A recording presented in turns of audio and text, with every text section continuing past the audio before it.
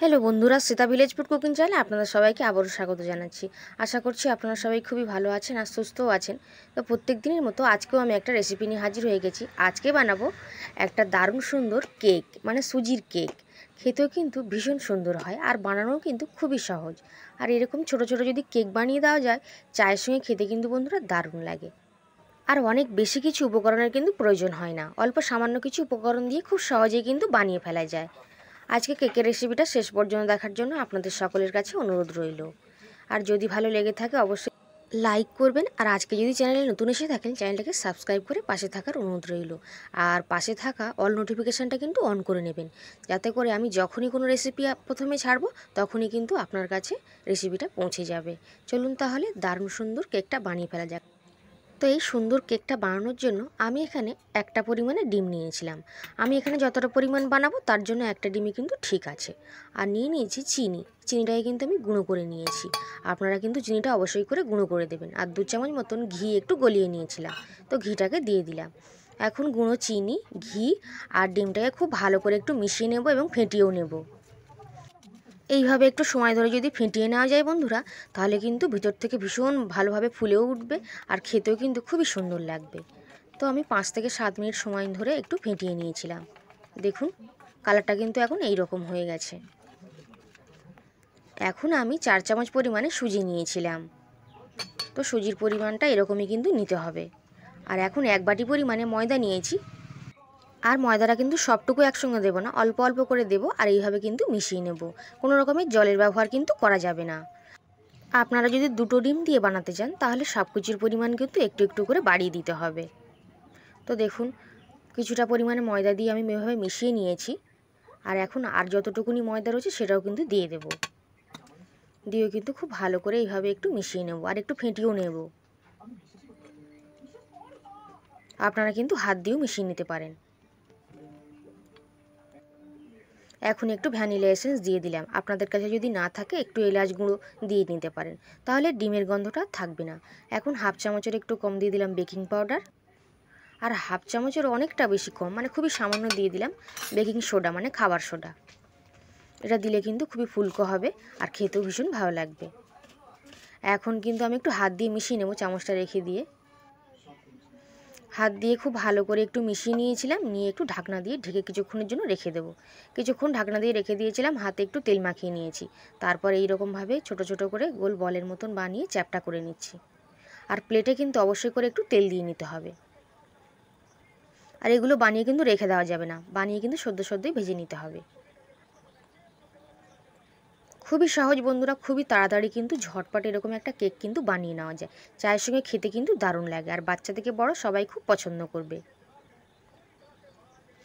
তো এইরকমভাবে আমি সবগুলো বানিয়ে নিচ্ছি। দেখুন আমার সবগুলো বানানো হয়ে গেছে। আমার 8টা মতন হয়েছিল আমি যে পরিমাণ বানিয়েছি আর কি। আপনারা কিন্তু পরিমাণগুলো একটু বাড়িয়ে নেবেন, তাহলে কিন্তু অনেকটা বেশি করে বানাতে পারবেন। এখন কড়াতে সাদা তেল দিয়ে দিয়েছি। তেলটা একটু গরম হয়ে গেছিলো, গ্যাসের ফ্লেমটা কিন্তু লোতে করে দিতে হবে। দিয়ে যে কয়েকটা আমি প্রথমে অল্প কয়েকটা দিয়ে ভেজে নেব।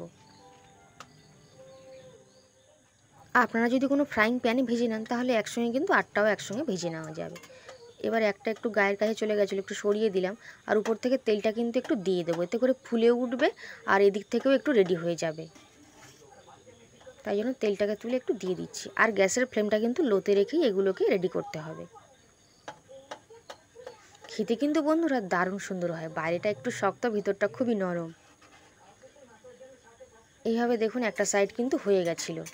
আর এদিকে এগুলো একটুখানি উপর থেকে তেলটা দিয়ে দিচ্ছি, যাতে উপর থেকেও একটু ভালোভাবে রেডি হয়ে যায়। এইভাবে কিন্তু একটা সাইড রেডি হয়ে যাবে, তখন কিন্তু উল্টে দিতে হবে। এইভাবে উল্টে পাল্টে কিন্তু লাল করে ভেজে নিতে হবে।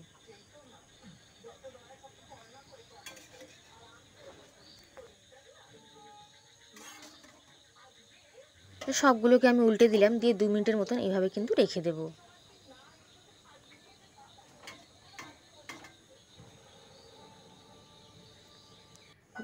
কিছুক্ষণ পর কিন্তু আমি আবারও একটু উল্টে পাল্টে দিচ্ছি।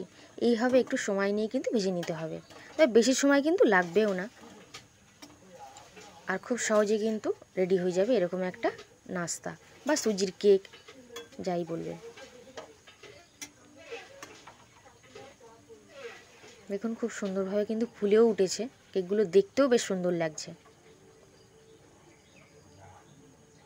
এখন একটা ঝাঁঝরি নিয়ে নেবো আর তেলটা ঝারিয়ে এগুলো কিন্তু তুলে নেবো। এগুলো বেশ লাল করেই কিন্তু আমি ভেজে নিয়েছি। আপনারা কিন্তু এতটা লাল না করলেও করতে পারেন। তো ঝাঁঝরিটা নিয়ে আমি তুলে নিচ্ছি। ভিতর থেকে ভীষণ নরম হবে আর বাইরে থেকে একটু শক্ত, সব মিলিয়ে খেতে কিন্তু খুবই সুন্দর হয়।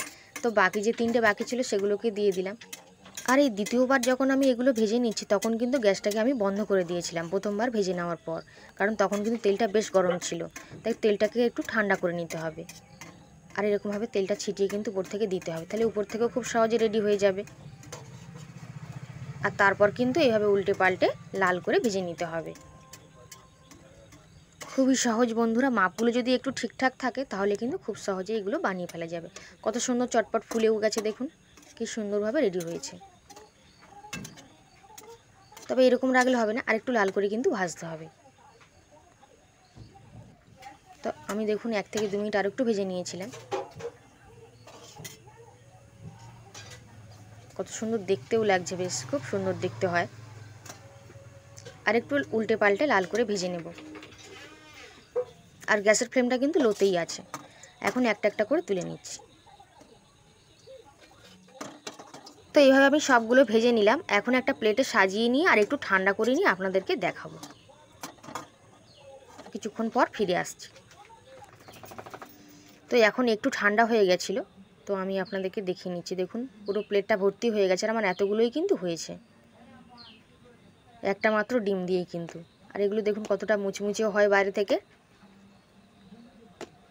আর ভিতর থেকে কিন্তু খুবই নরম। এখন একটাকে ভেঙে দেখিয়ে দিচ্ছি যে কতটা সুন্দরভাবে ভিতর থেকেও রেডি হয়েছে। আজকে এই সুন্দরভাবে সুজির কেকের রেসিপিটা কেমন লাগলো কমেন্ট করে কিন্তু অবশ্যই জানাবেন। আর আপনারা কিন্তু এই বর্ষার দিনে বানিয়ে খাবেন, চায়ের সাথে খেতে কিন্তু দারুণ লাগে। আর যদি রেসিপিটা ভালো লেগে থাকে অবশ্যই করে কিন্তু লাইক করবেন, কমেন্ট করবেন আর শেয়ার করবেন, আর সাবস্ক্রাইব করে পাশে থাকবেন। আজ তাহলে এই পর্যন্তই, আবার হাজির হয়ে যাব অন্য কোনো নতুন রেসিপি নিয়ে। ততক্ষণ আপনারা সবাই খুবই ভালো থাকবেন আর সুস্থ থাকবেন। আজ তাহলে কিন্তু আসলাম বন্ধুরা।